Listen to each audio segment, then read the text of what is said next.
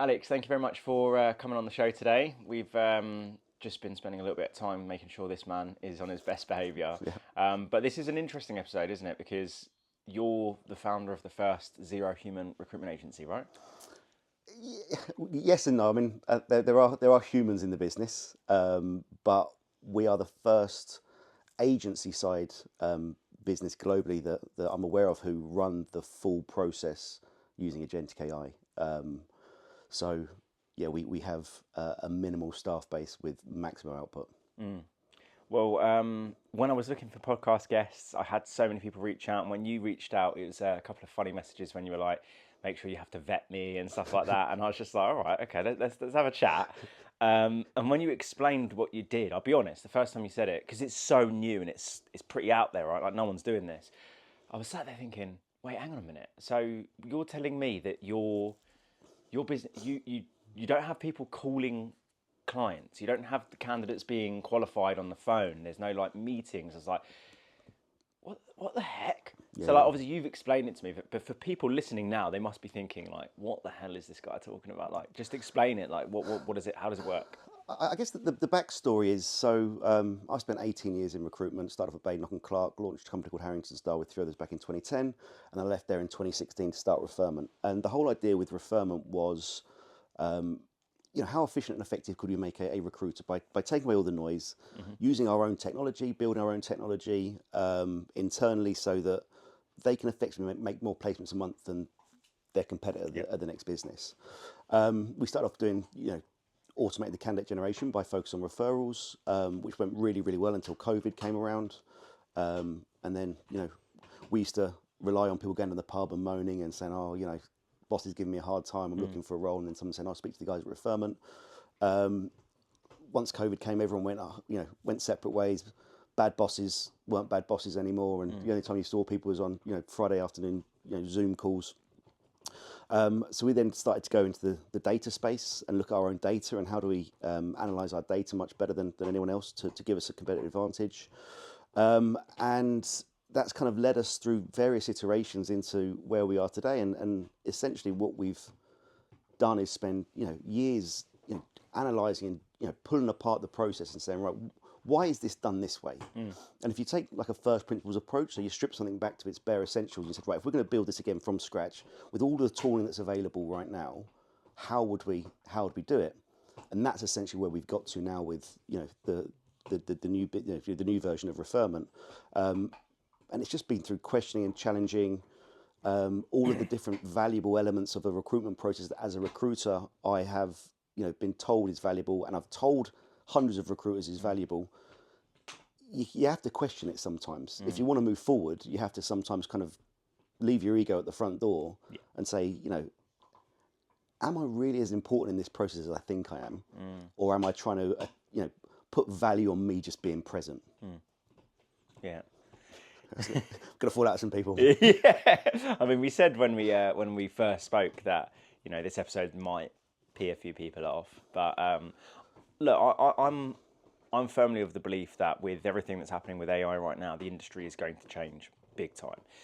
Now, this time last year, I remember speaking to a few of the ex-podcast guests that have been on and saying, I don't know about this AI stuff, And I remember it was a lady called Laura Clark, actually, who's been on the podcast, said, Charles, don't be one of those people that said that automobiles are ridiculous, they're never going to take off, that we only need horses. Yeah. Don't be like that. She's like, get on the surfboard and ride the wave. Don't get consumed by it.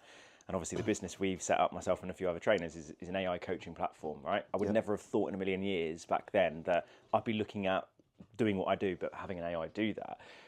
But the industry is going to change, and before we started recording, and I want to get into more detail about what about what your process is and how it works and stuff like that. But I said to you before we started recording that someone told me earlier this week that they believe in the next 3 to 5 years or so, maybe even sooner, that probably 70% of the recruiters, like some of the delivery consultants, etc., just probably won't be in a job. But you might have had a slightly different perspective on that. Yeah, I think the industry has evolved behind the times, right? So, if you look back to before I was doing the job, when people used to send out letters of CVs, hard envelopes out. I've been there. Then a fax machine came. So then Yep. we'll use the fax machine. Then it was email. All right, we'll start doing email. So the industry has never been at the forefront of technological advancement, as you'd probably expect, because it's a very, salesy focused role, not necessarily a tech. Yeah. Great tech brains have never really gone into recruitment because there's not necessarily been a need for them in the past. So every kind of advent of technological change, the industry has shifted and gone with it.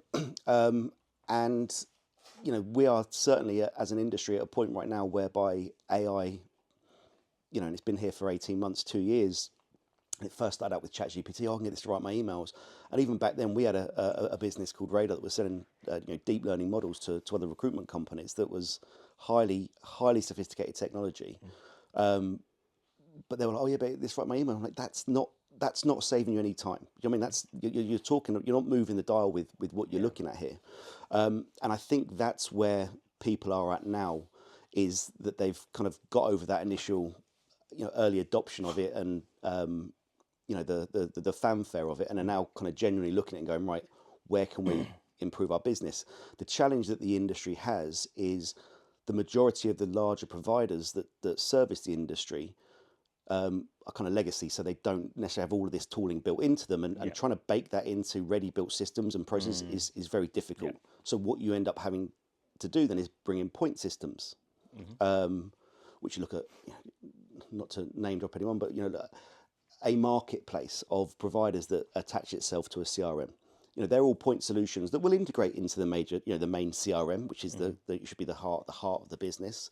But every time that you integrate a new system into a platform, or any time you adopt a new piece of technology, it's that knock-on effect that you're not 100% sure what the problem is going to be, but there's going to be an outcome from that integration that's more than likely to cause you a problem. And I fear that's where a lot of agencies will struggle to maintain the speed of change that's happening in the industry. When you think of back when I first started in 2008, you had, multinationals had RPOs, your Alexander Manns, etc., etc. Then you start to see the advent of the movement of the internal talent teams, at, thousands plus organizations, to where we saw kind of pre-COVID and definitely through COVID, any kind of tech company is hiring their 30th person, their 35th person is an internal talent person. Why? Because they don't want to pay 20-25% of fees. I don't think they really see the value in it, is the main problem. If they did see the value in it and they really respected it, they would. But the issue with recruitment companies is, and I've owned one for 10 years and been a part of growing one from scratch for 6 before that, you're only as good as a business as your worst person. That's the experience, the client gets and the candidate gets by your worst person.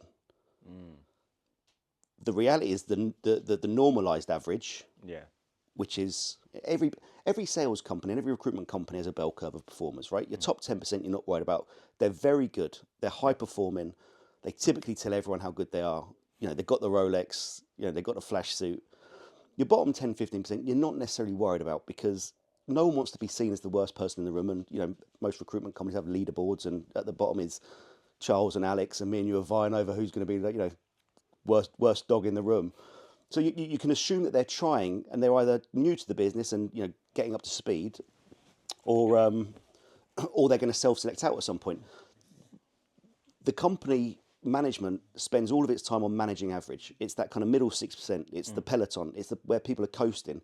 Are they coasting off of other people's jobs that are coming into the business? Are they coasting off recycling candidates that they've seen in the database before? All of those types of things. So ultimately, your business is that average, and you spend so much time trying to get that average 5, 10, 15, 20% better.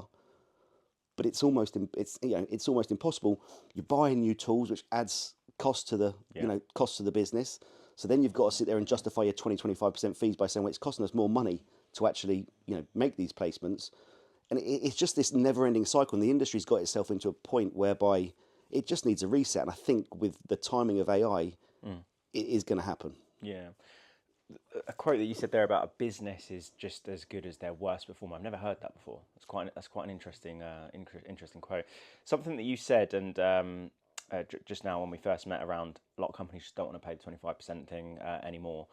A lot of what I do as a sales trainer, as a coach, is helping recruiters explain the value in a better way to the customer, to the client, in order for them to get higher fees, to get the money up front, to get a subscription model in place, or whatever it is. A lot of recruiters obviously struggle with that, right? And going back to my point a second ago, around 70% of the recruiters might not have a job in a few years. The ones that, and this is my belief, by the way, and I'm... He didn't like that stat. You're not a recruiter, mate, so you don't need to worry about it. You'll be fine. Hey guys, quick one before we jump back into the episode. If you are a recruiter who feels like half your week disappears into admin, follow-ups, data cleaning, and jumping between several different tools, then listen up, because this episode is officially sponsored by Sourcewell. Sourcewell is the recruitment productivity platform, and I don't just mean another tool that you'll forget to use. I mean the tool that actually gives you your time back. You can run your entire desk in one place. Outreach, sourcing, data enrichment, multi-step email and LinkedIn sequences, inbox management, and even call notes. It's all there, synced, automated, and according to their stats, recruiters using Sourcewell see 56% higher response rates, double the pipeline, and approximately save around 8 hours of admin every single week. If you're like me, admin as a recruiter is the devil, and this productivity platform really helps you save a load of time. So reach out to Sourcewell, go to sourcewell.com. It's a fantastic platform. I've used it myself. I really believe in it, and I'm super grateful for them sponsoring the podcast. Let's get back into the episode. Dog trainers, they'll still be a job, that's for sure. But yeah, I think, the ones that, those recruiters, and I'm sure as an agency owner, like the recruiters that barely build relationships, barely speak to people on the phone, barely leave the office to go meet for coffees, even if a customer ain't hiring. Recruiters that solely rely on emails, and you said something about like our emails, they never get anything wrong. They reply bang like that. Those types of recruiters, I think, you should be worried. You should be really, really worried about that. But I spoke to a client of mine around our episode, and when I said about the 25% thing, he was like, I challenged that. And I was like, oh, no, I'm planning on challenging it, because I still believe that there will be, and there are clients out there right now that do see the value in meeting their recruiter for a coffee, talking about the last 12 months, these were my pains. This is the agency I used. This is why I was a bit unsure about working retained, because I was burnt.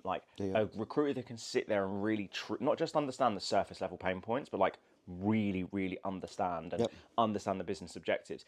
So my question to you is, do you think that there is still, there are going to still be businesses that will value that? Or do you think that in the future, it's just no? Yeah, I mean, I think my Mystic Meg predictions with this one is that I think the people who survive are the people who find themselves in niche markets. Such a nearly thing, by the way. It's a bit clumsy. Find themselves in niche markets whereby there is a confined set of individuals that operate within it, whereby you have to do a lot of manual headhunting. I think that headhunting principle still exists, and that's what I think companies are happy to pay money for.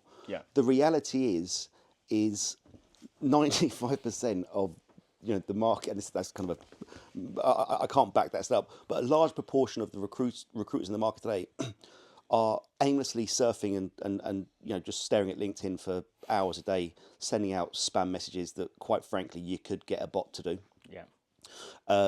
They are, as you've said, writing emails. They're not engaging with people.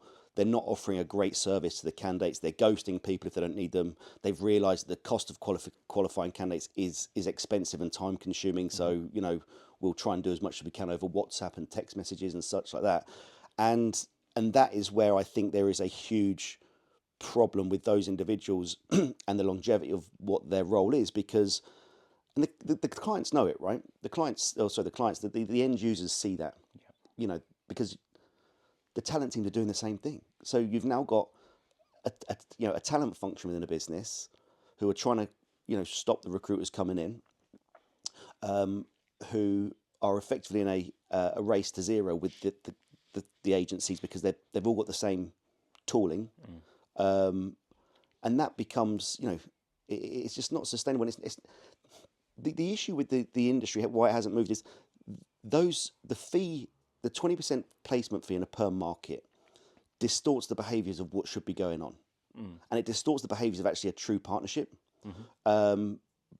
because the recruiter isn't necessarily always acting in the best interests of the hiring entity. Okay. And by, you know, as an example to that, you know, how many times as a recruiter have you talk someone down from a ledge of dropping out of a process because you've invested a lot of time into them over the last 2, 3, 4, 5 weeks, that if they go at that last hurdle, you've got nothing left and you've just burnt 5 weeks of time for nothing. So you end up kind of convincing them to go in and trying to get a square peg into a round hole.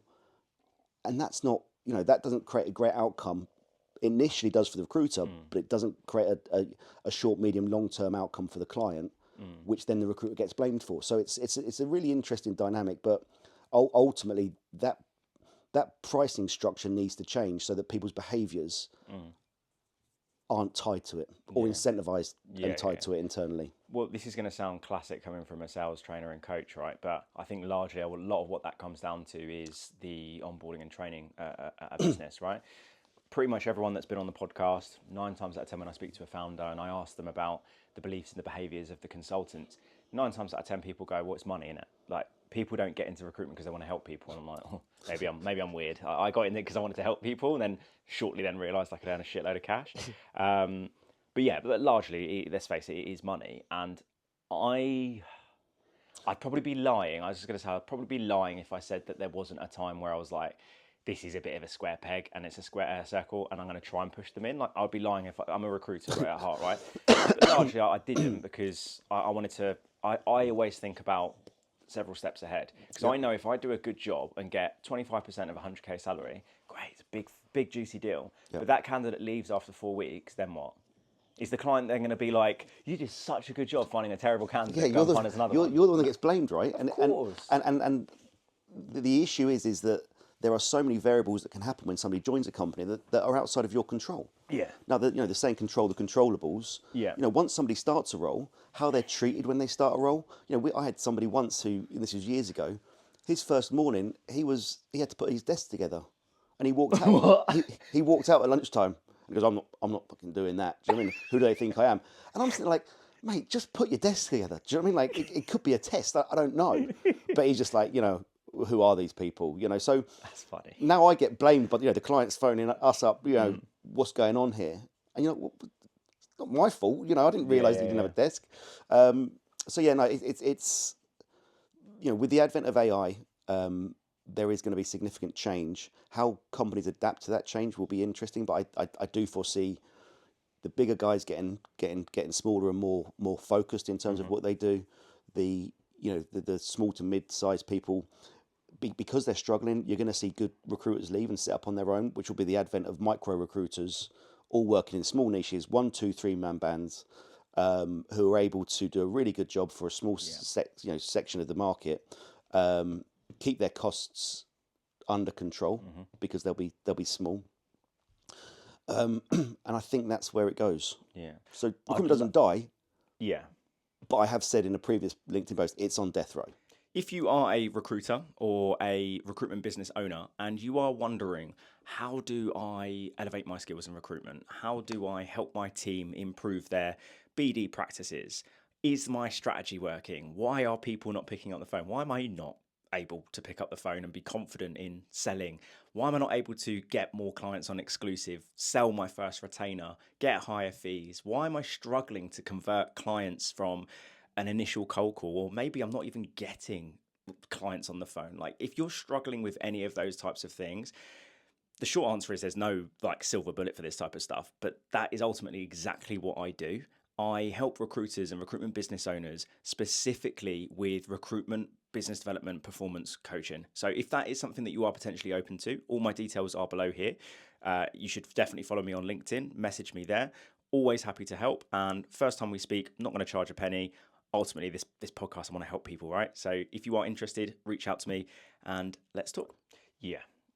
And I'd love to know the statistics on how many one-man bands have started in the last couple of years, because I know so many people. Like, there's this one guy called Jack that he came in as a contract recruiter, bit of experience, few issues in his personal life. You know, you look at his CV, you go, okay, I made 9 months here, 12 months here, 6 months here, and then I helped to train him, even though he'd done recruitment. I did the full academy with him, but not as an intense like you're a grad. It's like you kind of know this, but it's a bit of a refresher type of thing. One of those guys, so much talent, just the gift of the gab, can build a relationship and sell ice to an Eskimo, that type of character. Yeah.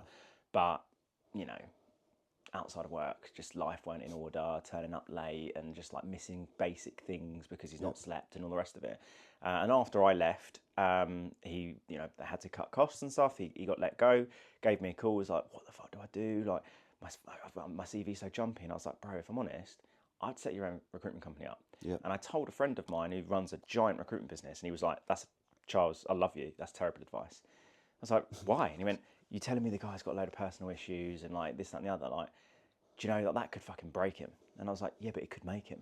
And like, maybe it's just me thinking like super optimistically, and that's just how I am. Like when I set my coaching business up end of 2023, start of 2024, got told by everyone, my first few client conversations, yeah, I wouldn't do that, mate. Yeah, you need at least 50 grand saved because it's the worst possible recruitment market. So, well, I've done it now. I've burnt the fucking boat. I'm going to do it. Yeah. Lo and behold, the guy has done like 250k billings himself, has hired 3 people, got his life in order because he now knows. He's got purpose. Yeah, he's like, hang on a minute.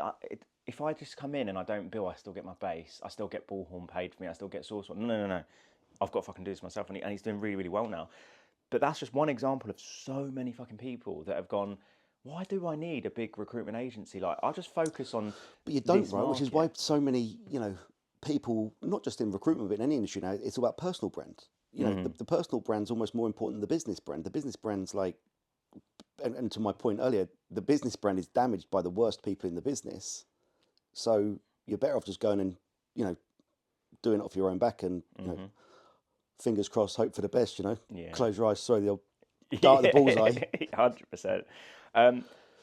So I wanted to ask you, you don't obviously have to share the whole, like, all the secrets of your business and stuff, but people are probably dying to know how the fuck it works. Like, when you shared your screen and you showed me, like, the inboxes and talked through, I guess, some of the processes of how it works, but I'm sure there'll be people listening now going, fucking hell, like, what is this? How does it work? So just break that down if you don't mind. So essentially we studied every part of the process and looked at how do we automate using AI tools and other tools that are available on the market, or building ourselves. And essentially we run the full recruitment process front to back, using AI agents. They do everything from engaging with the client, taking down a job briefing. They then will advertise across a number of different avenues, those roles, as well as looking at ways internally that we generate candidates, referrals, etc. They will then match, and the most important part is every CV that is relevant for the role is read and considered. Now that's the big problem with recruitment at the moment, and that's agency side and internal. You get 100 candidates for a role, you might look through 30 or 40 of them. Yeah. If you get 200, you might look through 50. You get 500, you might look through 60. The proportions don't scale up. You don't look at 10% of CVs. You don't look at 20% of CVs, 30%, whatever it might be. It kind of has a diminishing, return on it. So any candidate that applies for a role or matches a role internally or gets referred for a role is considered and read, and that could be the 1,000th applicant for a role. Suitable applicants are then qualified, and if they if their qualifications match what the client's requirements are, and taking some salient information there. So for example, if the client wants somebody to work in the office 5 days a week, that will knock a load of people out. Now, the interesting thing is when I'm doing this manually and I'm speaking to people and I'm picking up the phone, I'm trying to sell that 5 day a week because I only have so many bullets to, there's only so many phone calls I can make a day. Because of the way that this is all fully systemized and these agents are operating 24/7, 365, we can be qualifying 30, 40, 50 people a day, and making sure that anyone who is engaged with is, again, considered, but nobody gets dropped. So once the systems decide that you're CV and profile looks relevant for the role, based off of some very, guardrail job criteria, the agents will then pick you up. Once the agents pick you up, you do not get dropped. And that's the amazing thing that I've seen, because we have the ability to see everything that is going on in the system, is how many candidates the agents will engage with who, don't get taken forward for interview, or have an interview and then are rejected, or don't meet the shortlist, right? Because if we're qualifying 30, 40 people, we're not going to send 30, 40 people over to a client. We're going to send over the top, 5, 10%. They all get notified and engaged with. And you see the email threads might be 13, 14 threads long, as an example. And at the end of it, when the agent says, hey, Charles, look, thanks ever so much for your time, the client's decided that they're not going to be moving forward with your profile. The amount of responses that come back like, look, really disappointed, but really appreciate how, you've been, handling this throughout the process with professionalism, etc. And I'm seeing all these emails coming in, and it's like blowing my mind, because I've hired hundreds of recruiters over the years. I've ran teams over the years. As a manager, you do not have visibility over everyone's inbox. You do not have visibility on how everyone's engaging with every candidate or every client, etc. And as a result of that, you end up getting these differences of, service of quality and bad reviews and such like. That was the point, and before, November, December last year, where my mind was actually like, this is, humans are in trouble here, because this is a knowledge revolution. These things know more about most things than the majority of humans. And, if you tune them the right way, you optimize them the right way, you give them very clear direction around how you want them to behave, how you want to, what kind of personality you want them to have, they will deliver an outstanding service time and time and time and time again. It's that repeatableness, that systemization of a quality process that humans just can't. I can't do it. This thing outperforms me. Yeah, I remember one of the things that you said when we first spoke around, I think it was on message, on text before we jumped on a video call, and you said, I've managed so many people in my life, don't want to manage anyone else ever again. And I had a conversation yesterday when I was at my mum's house, guys looking for like a fractional L&D person to help. And he said that he had someone in the business that, goes to your point about the AI not missing stuff, right? And I'm sure you've gone through this. I've gone through this as a manager, where, do you have a driving license? Yeah, I have provisional driving license, correct? Yep. Puts them forward. As soon as they're getting onboarded, they're doing like identity checks and stuff. Hang on a minute, mate, you've got a provisional. Where's your driving license? Oh, I told the recruiter I've got a provisional. Is that an issue? Well, yeah. Yeah. All of a sudden, like, they're like, we're not paying your invoice now. Like, no, what the fuck is going on? So then the manager, like the owner of the business, has gone to the recruiter, like, what the fuck? Looked at the notes, you've said they've got a driving license. Like, yeah, they said driving. Did you ask it as provisional or not? What's provisional? And it's like, oh my God. And now, to your point about the worst recruiter being the brand of the business, like that's fucking terrible. But I've seen it, and my background for the last 10 years has been dealing with the top hedge funds in the world and leading global fintech companies, right? So arguably some of the best companies to recruit for in the world, taking into account the quality of the people that they need to hire in order to maintain operating at the top 1% of the level. And, there are so many times whereby, hello, mate. There are so many times whereby little things like that get missed because you don't necessarily understand. Hang on. Marshall. This isn't. People that are listening, the dog is just obsessed with us. Little things like that, or do you have, the right to work stuff that you just skim over. And again, the problem with humans is when it's like a penalty shootout, right? Last minute of the penalty shootout, or last minute of the game, penalty shootout. This is to win it. You're nervous. You tense up. You're not thinking clearly. You sky it, right? Yeah. It's the same as when you get a really good candidate. You get excited. You rush. You don't think clearly. You just, and so it's just the same. It's the same thing, but just servicing a different guys. And by systemizing the process, you take away a lot of the emotion from it. And whereas recruiters will sometimes hang on to people, some people don't want to deliver the bad news, to people. Some people love delivering bad news to people. It's a bit psychotic, but it's the worst part of the job, though. Really, keep them in the corner. But that's where people are ghosting. I don't genuinely believe that recruiters ghost people because of they want to. It's because they're it's, afraid of it's awkward and they don't want to let they down. don't want to have awkward conversation. Yeah. You know, again, I'm not afraid to. Look, if you're a recruiter listening to this, and I've never ghosted a single candidate in my entire life. Whether it is a case that, yeah, exactly. And I've done it before, mate, where, you know, candidate, like the client comes back with like classic, there was something about them I didn't like. How the fuck do I deliver that to my candidate and say, yeah, there's just something about you they don't like, or you don't have enough experience, where on paper they do. And then like, you're trying to get more out of it, but some of these clients that are just super red personalities, just like, don't know, mate, it's just something about them. Like, but give me more. And then you just feel like, how do I go back to this candidate? And then I'm 32 now. When I was like 22, like trying to give the candidate I just put it off, and then eventually the candidates WhatsApp me 15 times. I've got missed calls from them. I'm like, oh god, I've got on the back foot, right? And now it's like I'm so far down I'm so far down the bad pipe here that I just exactly. And I think sometimes, look, I remember there's one time I had this candidate, and she was like in her 50s, and I did field sales, right? And the field sales reps, managers would always say, I want someone dynamic. You mean young? Yeah. I mean young. I mean zero family. I want someone that can travel issue loads. with it, and again, this is where, you know, we've boiled this down to that first principle. It's like, what is really important? Take away all of the extraneous, you know, the add-on, the bolt-ons, you know, how do you really test someone's cultural fit and all that stuff? Like, stop it, right? You can't, because it's subjective, and, you know, if you've got, let's take Barclays as an example, right? You cannot tell me that a trading floor in the middle of the city of London of Barclays is the same culture as you'd get in a payment team in Northampton. It's nigh impossible. So, you know, taking it to that and understanding what are the real requirements for this role. And again, we have our agents, and they're built and they're tuned to qualify throughout the process.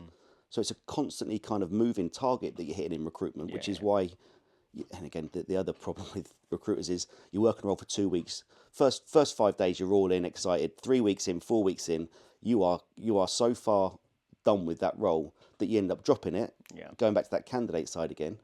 Whereas these, you know, the agents just keep going. They're not emotional about it. They're getting, you know, well fed. They're getting well paid, the agents. Well, I mean, what you just said a second ago, that was my biggest flaw as a recruiter. And I remember my old boss, Tim, always used to say this. He was like, there's no one in this business and the company's history that is better at getting someone into the office, selling them the retainer, and getting the invoice paid for the retainer than you. But equally, I have never seen anyone worse, as soon as that invoice gets paid and the job goes live, what do you do? And I went, I don't know, I've done my job. Like I've got the business on, and I'm like, oh, now I've got to go and do a LinkedIn search or go through old shortlists on the CRM. Nah, that's boring. And that's the thing. So you're talking about now the job of a 360 recruiter, which has significantly changed over the years because it's become so much more noisy. You know, it's so much more difficult. You know, the 360 recruit when I first started, I loved it. I wouldn't. If I joined recruitment today, I'd check out, I think, in a matter of days. So Really? I'm like, is this the job? You want me to stare at LinkedIn? So what was a 360 consultant in a concise way? What was the 360 consultant like when you joined in comparison to today? You had limited tools in order to engage with people, and everyone was on the same level. Yeah. You know, you've got to go out and you've got to meet people. Yeah. Perfect. This is where I'm gonna win. You know. And how often and how much and how hard and how long are you willing to work?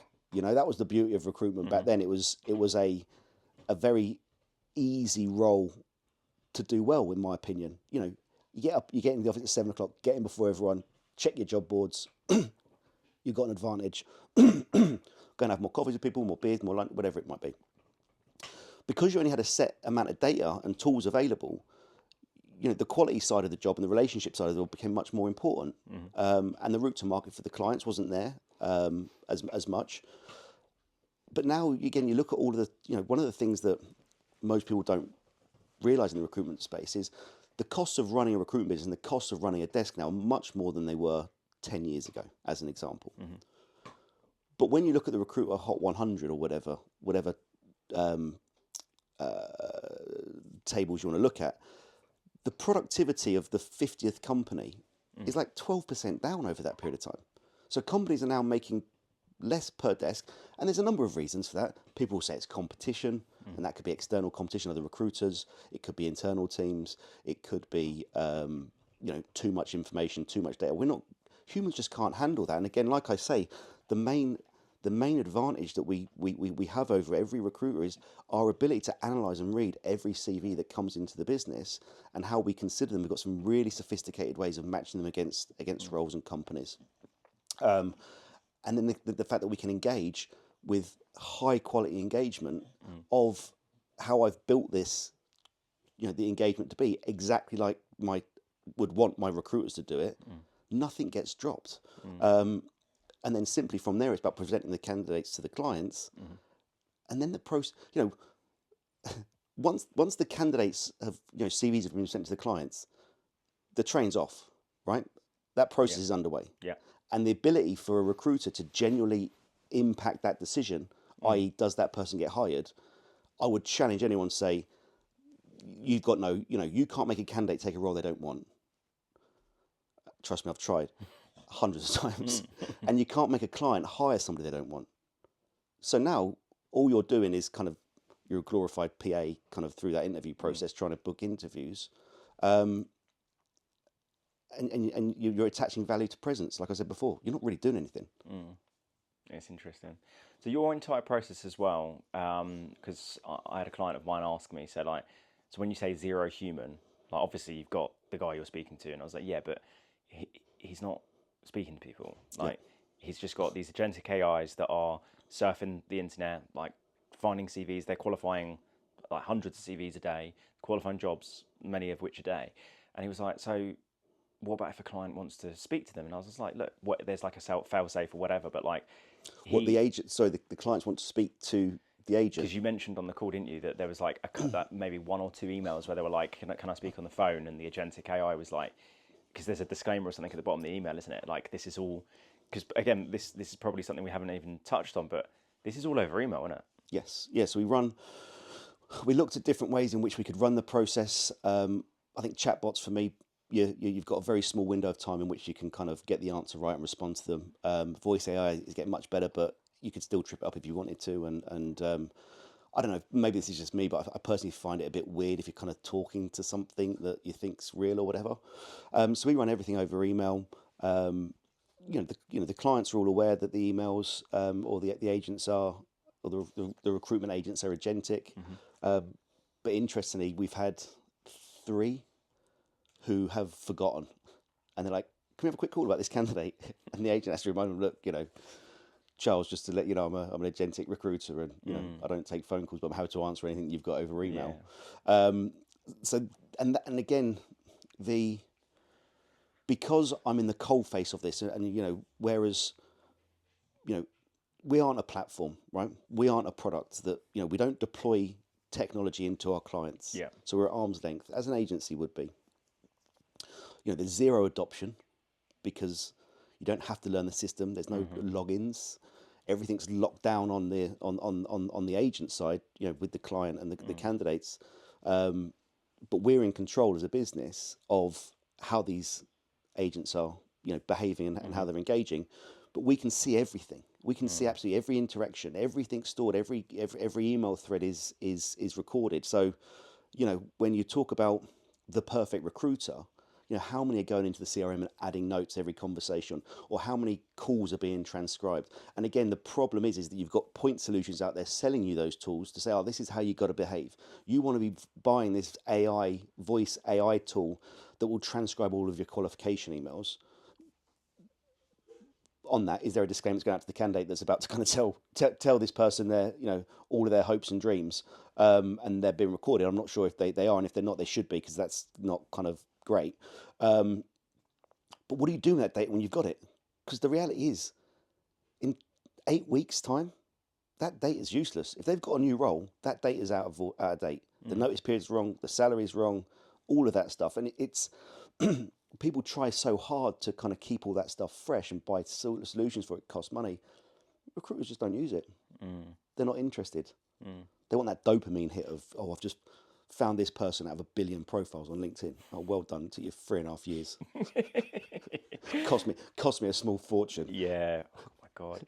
So what would you say have been like the challenges of this from like clients' perspectives? Because when I was like healthily skeptical when we spoke about, because again I'm coming from this as I don't know, like I love this industry, right? So I do this podcast. Like I still firmly believe that there'll be space for the good recruiters, the ones that, and I think there'll always be people out there that want to speak to humans. Similar to the thing I said earlier about people in the 1800s that said that cars are going to be like null and void. There are still people that ride horses. There are still people that prefer to cycle, etc.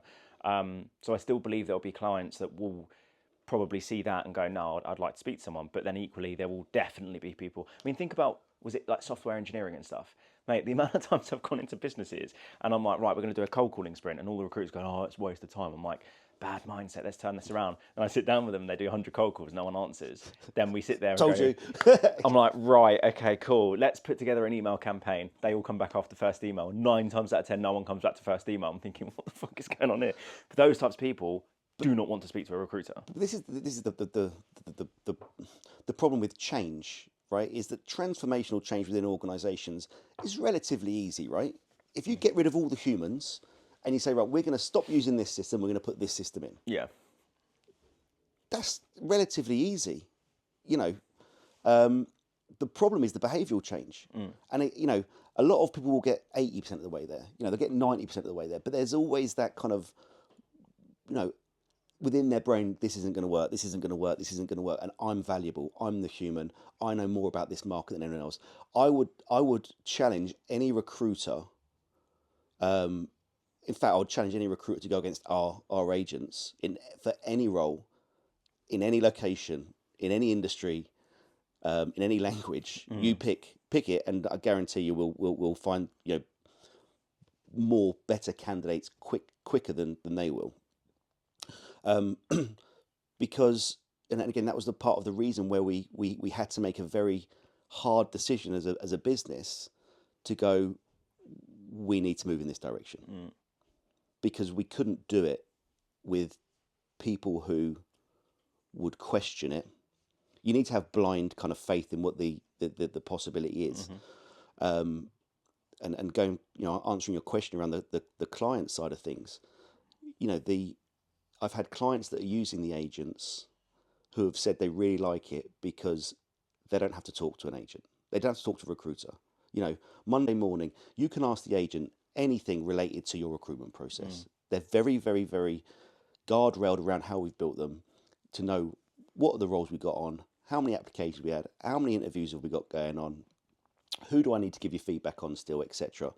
Now, we provide them with updates on that as well. So there's an account management piece through the agents, which, again, I know that recruiters don't do. Recruiters kind of struggle to kind of speak to clients, and I don't want to bother the client. Don't speak to them; they're busy.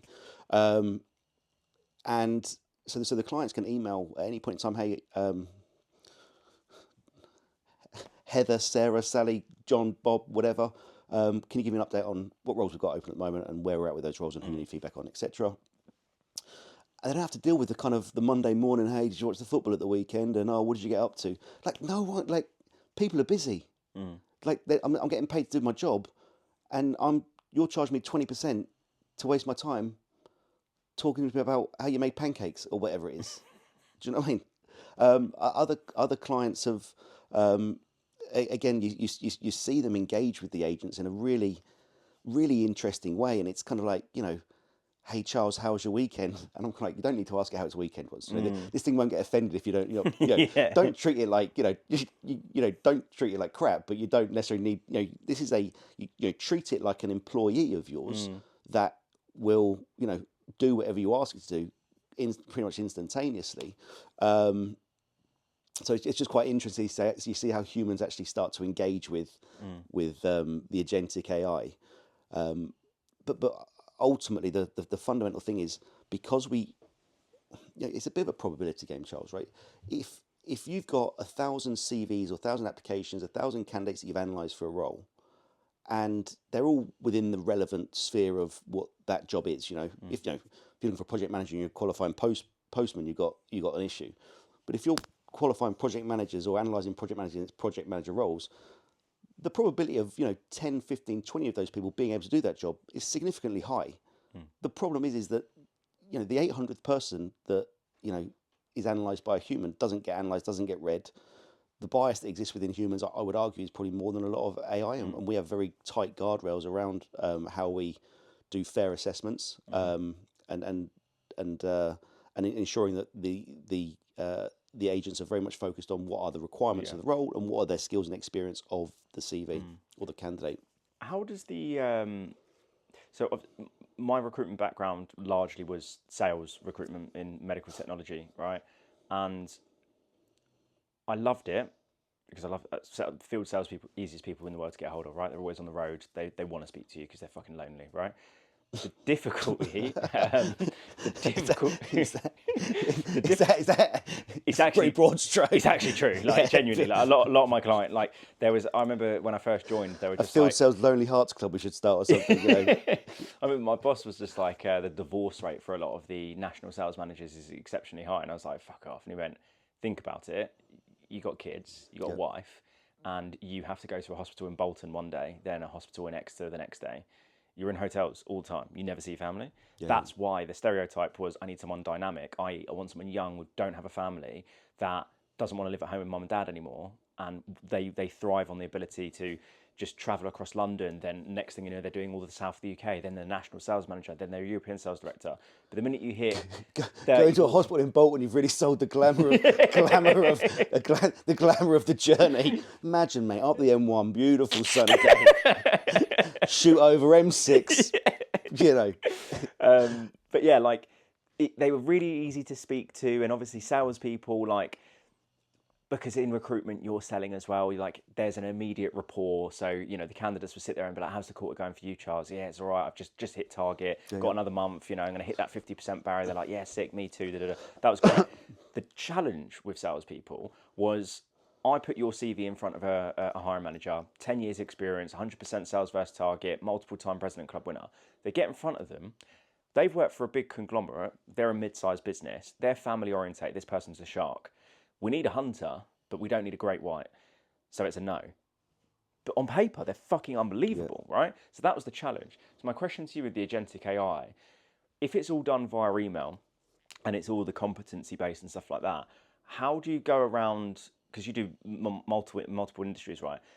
Like how do you solve the problem of, yes, they're great on paper, but as a recruiter, we don't just look at on paper, right? We want to understand motivations, we want to understand personality profile, like communication style, culture fit, culture add, all that type of stuff. How does the AI do that? We don't do that because I don't think A, it's accurate, and B, it's appropriate.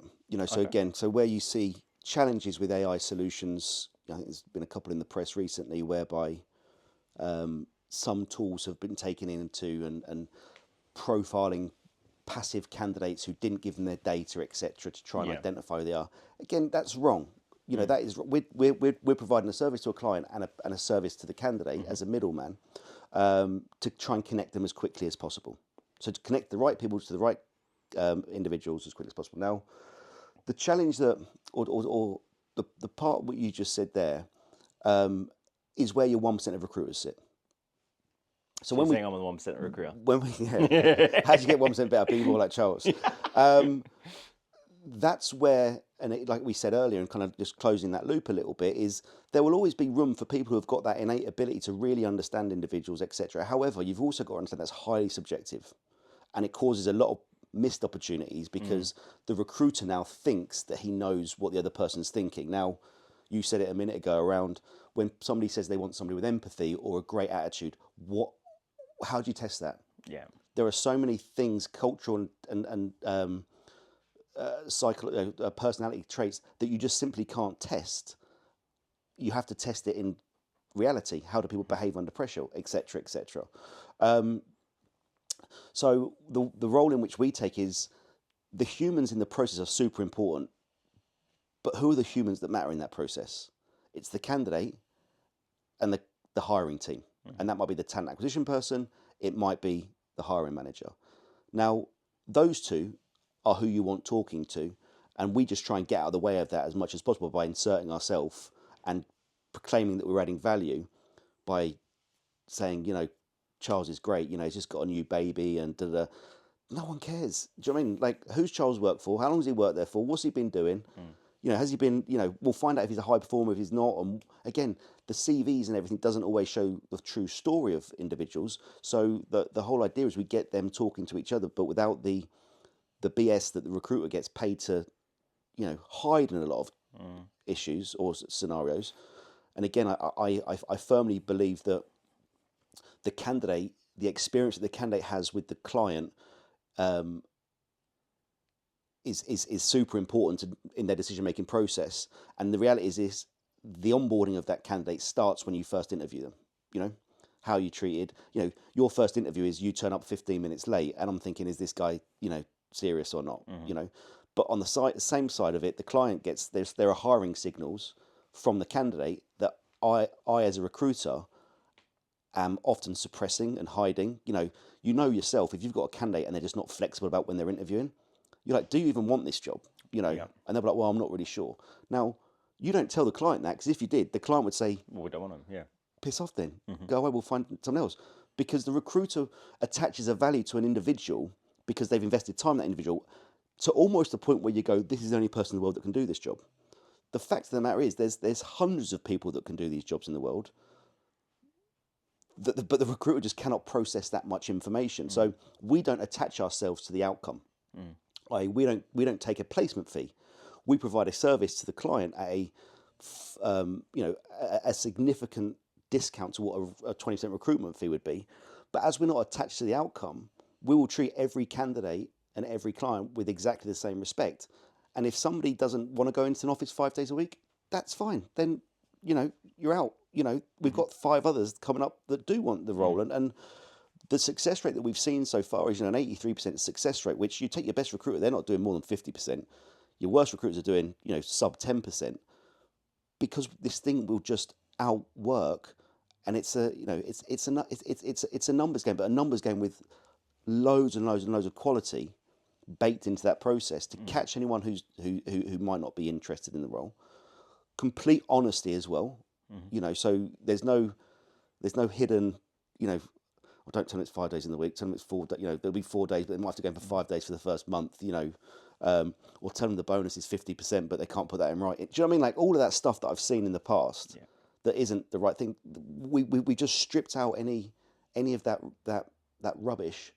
So these things just do exactly what you need them to do. It's like the best recruiter an agencies, a talent team I've ever worked with, at a fraction of the cost and with no problems. Doesn't take sick, doesn't get drunk, doesn't go on holiday, is always there.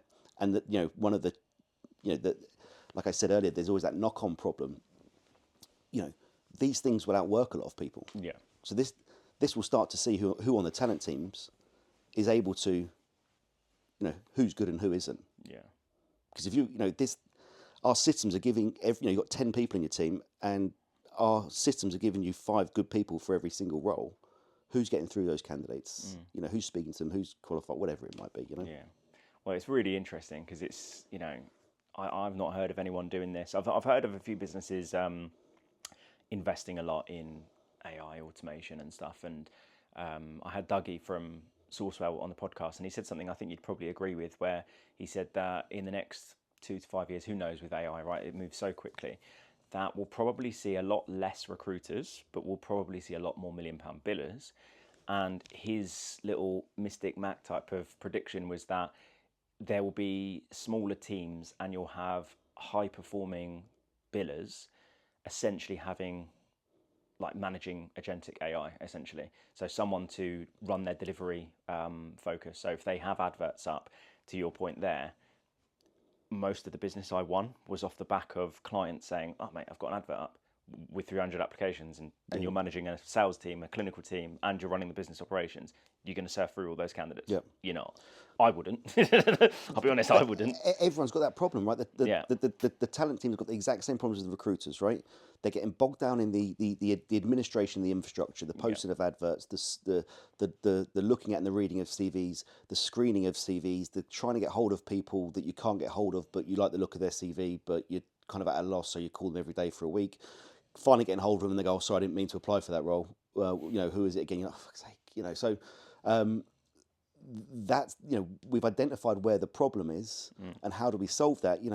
The talent functions aren't going anywhere, and I think most people in talent acquisition and who run talent teams and global talent teams would say that the biggest challenge they've got is how do they provide more value to the business through better business partnering, better onboarding, better talent mobility, workforce planning, etc. It's certainly not in can you write more adverts, can you look at the website and see who's coming through, can you look at more CVs. It's so you take away that and you go, right, we can provide you with that service. And again, it's the proof is always in the pudding. Every recruiter works for free pretty much unless you're sending a retainer. So one of the challenges that we've had is we've said to companies like, we've got this solution, it's a fraction of the price and but you kind of quickly realise that, all your 5 recruitment competitors, they're not charging a fee either until they place somebody. So you only feel the pain at the end of the process. So we're just quite open about it. We'll give you 5 roles for free. You can work on 5 roles, 10 roles, whatever it might be for a set period of time, depending on the size of the company. We'll prove it works. 5 roles for free. 5, 10 roles. Again, because, and this is where people, I think there's a misunderstanding on, the cost of AI and there are ways of making AI more cost efficient. There are ways of not having to buy in all these expensive tools, but you need someone who's going to build them, right, and manage them and maintain them. And that's where a lot of these agencies have a problem, because it's not cheap to hire a techie in, and unless you give the techie a very clear set of objectives to what you need him or her to do, they're going to be pulled all over the place. We know what essentially that's our marketing spend, right? Is we'll give you roles for free to prove to you it works, and then what you start to see is that the talent teams or the individuals kind of can't live without their agent, because it's like their buddy. It sits it's on the end of an email whenever they need it. No dashboards, no logins, no password resets, none of that kind of stuff that just gets in the way that people think they want. And I think the other thing, it's like when you look at Apple and how Apple have, made a conscious decision to not allow their technology to be changed or wavered in any way, shape, or form. We know what you want. This is what good looks like. And it's kind of taking that as a business and saying, right, you've done this job for 18 years. There aren't too many situations I've not seen. I've worked with some of the top, recruiting companies in the world, dealing with some of the toughest people in the world. When you're dealing with a hiring manager, they're not a recruiter, right? They're not a specialist in hiring. They're a project manager, team lead. So I think it's safe to say that as recruiters, you probably know more about recruitment and the process than they do. So it's about giving those very, systemized processes, and this is the best way to do it. And ultimately, look, it does what it says on the tin. Not to steal Ron's seal, but mate, that's fascinating. I'm just going to double check to see if there was anything else that I was going to ask you before I move on to my final question, because I'm mindful of time.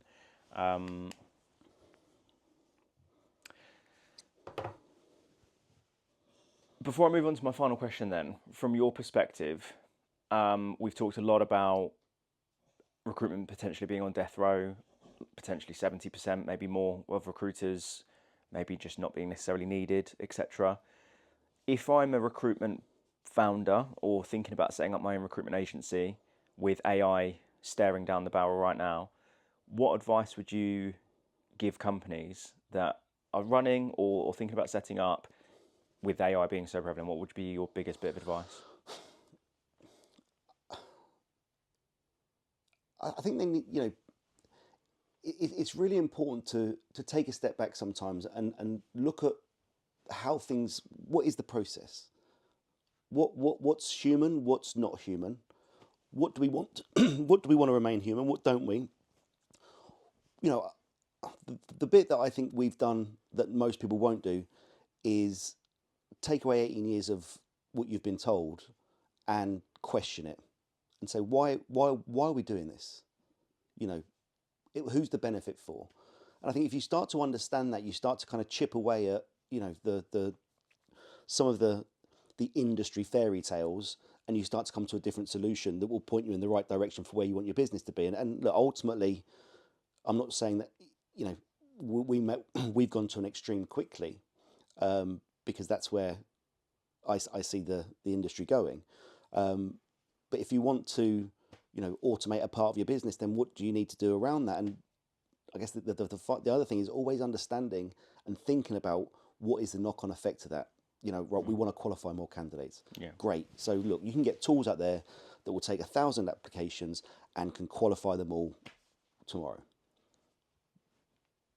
Whose fucking problem is that then?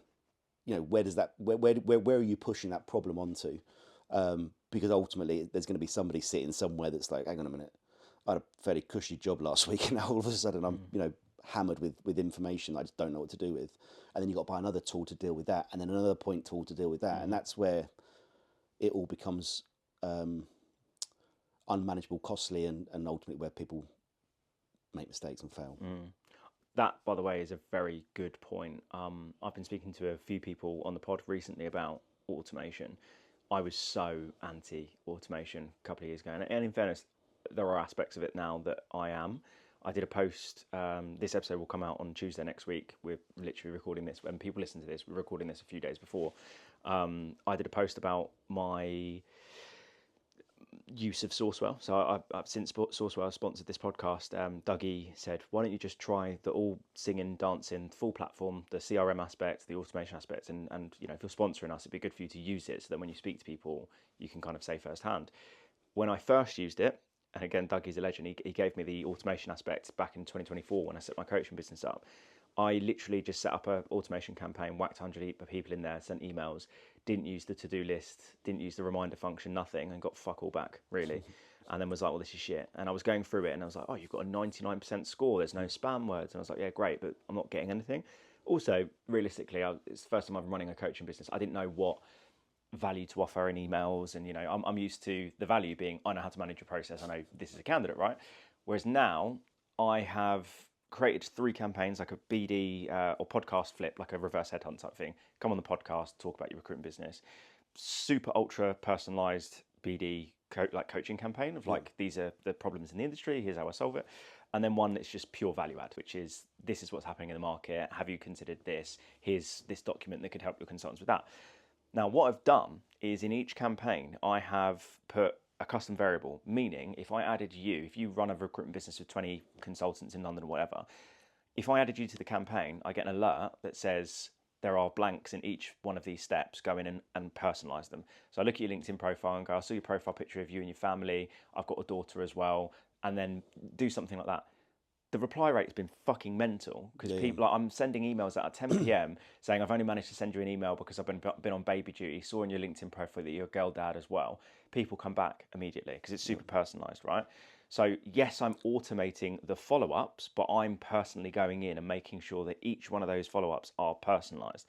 And the post has done pretty well, and I've had a lot of people come out saying, oh, we've been using Sourcewell, and we got a lot of success back in 2022, but recently it's been shit. Yeah, because you got fucking lazy in 2022 and the market was so buoyant.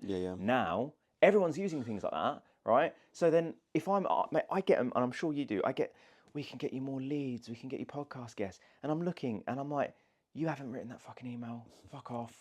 It's just boring. Like, well, I think the part of the issue is, again, like, it's that knock-on effect, and a lot of these tools, and without naming any of them, but you know, they will work, but they sometimes need quite a lot of plumbing, right? And they need a lot of time to actually plumb them so they are operating how you want them to operate. The reality is that your systems that you have as a business, the company, the owners want them to all be used because they're paying for them, etc. Recruiters, some will use, it's Pareto's law, right? 80% of your tech stack you use 20% of the time, and 20% of your tech stack you use 80% of your time. And I don't know how you get away from that without kind of just really micromanagement and policing of, do you have CVs in the system, whatever it might be? I had a guy who used to work for me. He was brilliant, really good recruiter, but you'd kind of ask him, like, where we're at in the process, and he'd be like, don't know. I'm like, what? But then like the next day he's done a deal. You're like, fucking hell, get in there. Do you know what I mean? It's almost like the antithesis of everything that you'd say about, you know, he went to see on a client meeting once and he came back and I was like, oh, so what did that come to do? He went, oh, just payments. I'm like, what do you mean just, what do you mean just payments? Do you know what I mean? He goes, just payments coming in it. I'm like, fucking hell. You know, like 5 placements with like brilliant recruiter, but you just literally looked at and you're like, I don't even know how you've done. I was a bit kind of maverick at times, but I'm like, you do get I've seen recruiters like my last job. Like we had a lot of mavericks in the office, and I'm like, I've looked at your Cube 19. You've not added a single CV. You've not added a job for like a month. Like, are you all right? Yeah, I've got like 3 offers this week. I'm like, from who? Where? I was like, I haven't put it on the system yet. I'm like, similar to you. Like, what do they do? Oh, they're a consultancy based in London. Yeah. Like, what do they want? Developers.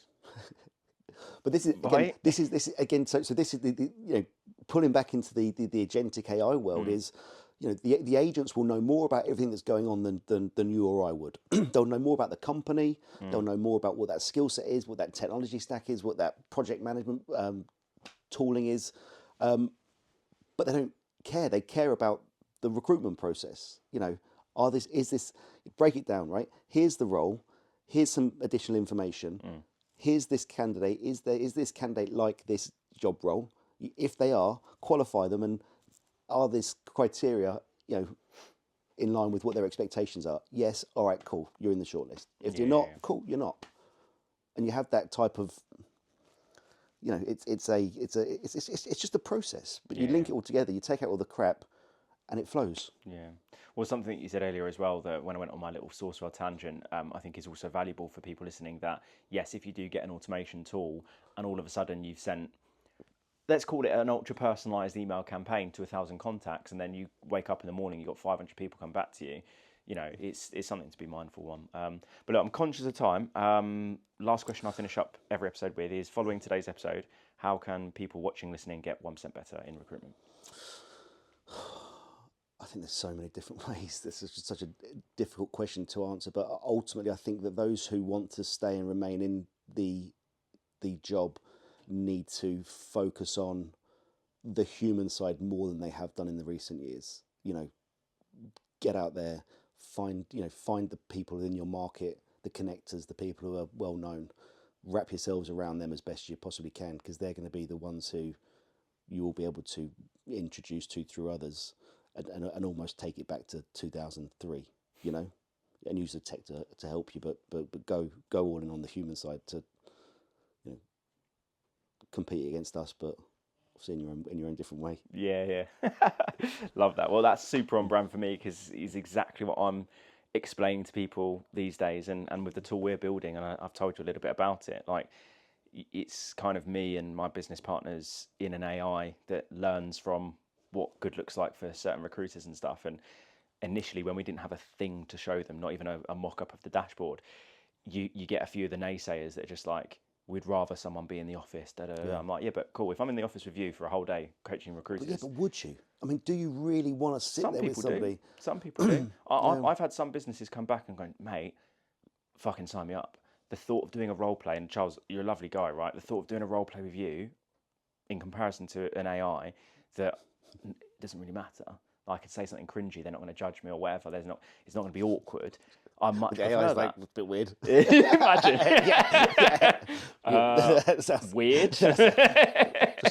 There are people out there that, you know, they're naysayers, right? But there are going to be people out there that are like, you know, they prefer to role play with an AI. They prefer to have a coaching session with an AI. Like there are people out there that will, right? And I've been trying to explain to people recently, and this isn't even me just trying to plug it, right? Because we haven't even built the product yet. But like, the whole idea of what we're trying to build is not to replace recruiters or even to replace coaches, because even me, I use ChatGPT for personal training, diet, business, podcast, everything, right? But when I've sat down with a business coach on Zoom or in person, it's incredible. And like, when they actually say this is what I've done, rather than I've scraped Reddit or here's an article of what a business owner's done, I think that's still invaluable. But this is what I'm trying to explain to people, that the tool we're trying to build is to help consultants with the human stuff, right? Because granted, you guys are doing tremendous work, and it's super interesting, and I'm sure people are going to try and get some sort of tech to replicate aspects and whatnot. But to your point there, and I'm echoing this, is like, how many recruiters that do the London market or the Manchester market take a day out of their week, off the phone, away from their laptop, to just go and do 6 or 7 face-to-faces? Yeah, no. How many people do that these days? Yeah. Fucking mental, isn't it? Very few. And like, you know, there's also a misnomer about people, but, you know, again, so I agree with you if that's what I was going to do. However, I'm not sure that, you know, by and large, the next generation coming through value that as much as we probably do. Yeah. Which again leads you to think, well, hang on, where's the death row element to this, right? How my 14-year-old and 12-year-old, you know, they do everything, all their homework's online, all their quizzes are online. Because of what I do, they know all about, you know, Perplexity and ChatGPT and Claude and Gemini, and they're doing all their homework on it and getting told off for using AI. Well, they're going to use it, right? So I'd rather them know how to do it than not. But I think the value of the human currency is diminishing, and where people will say a lot is, yeah, but people buy from people. And I think about probably the main software that I've used in the business for the last 10 years is Xero. And I've never spoke to one person that works for Xero. I've never spoke to a customer support person. And the reason being is it does what it needs me.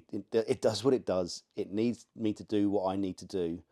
And I've not spoken to anyone. So again, if you take that principle of if this is possible here, how does that, you know, if it's possible once, it must be possible again and again and again and again. You've just got to find a way to make that repeatable and systemized so that it becomes seamless. So that's my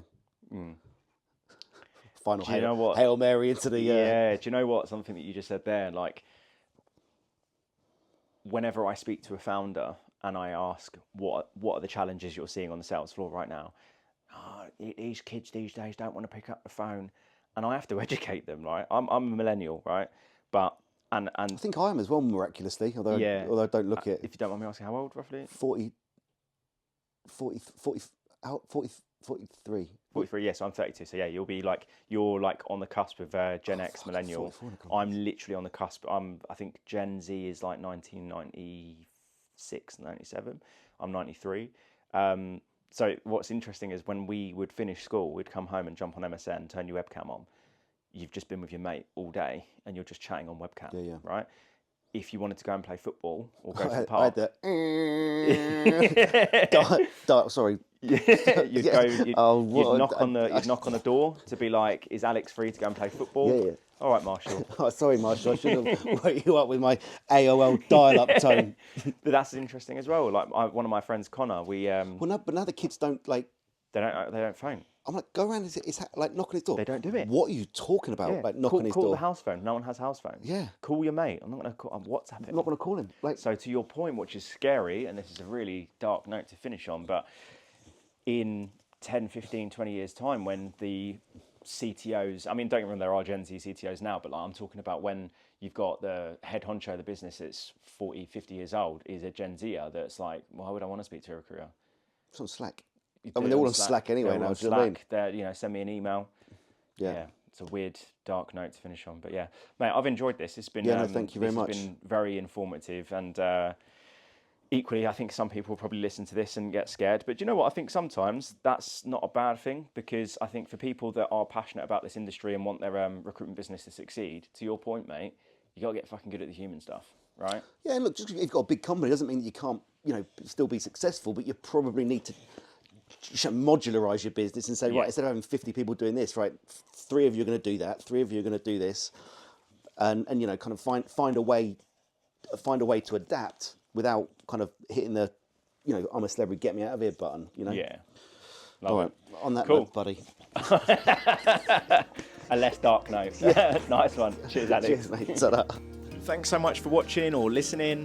Make sure that you are liking, commenting and subscribing / following the show, whatever platform it is that you are watching / listening to this on. Also make sure that you follow me on TikTok so that you don't miss out on some clips. The monthly newsletter gives you a roundup of the episodes that happened in that month with some actionable takeaways for you guys. It's going to help you get 1% better in recruitment. I would love for you to comment or message me what your biggest takeaway is from this episode. And if you or someone that you know is interested in coming on the show, as you can see, we have had such a broad variety of people that have come on the show, all in the aim to get you guys 1% better in recruitment. So if you want to help support me with the show, make sure that you're getting people in touch with me, and also just reach out to me as well around the recruitment coaching training piece. That's ultimately how I fund this podcast, right? But loving doing this. Thank you so much for watching and listening. Can't do it without people that watch and listen to this podcast. Thank you so much, and we'll see you next week.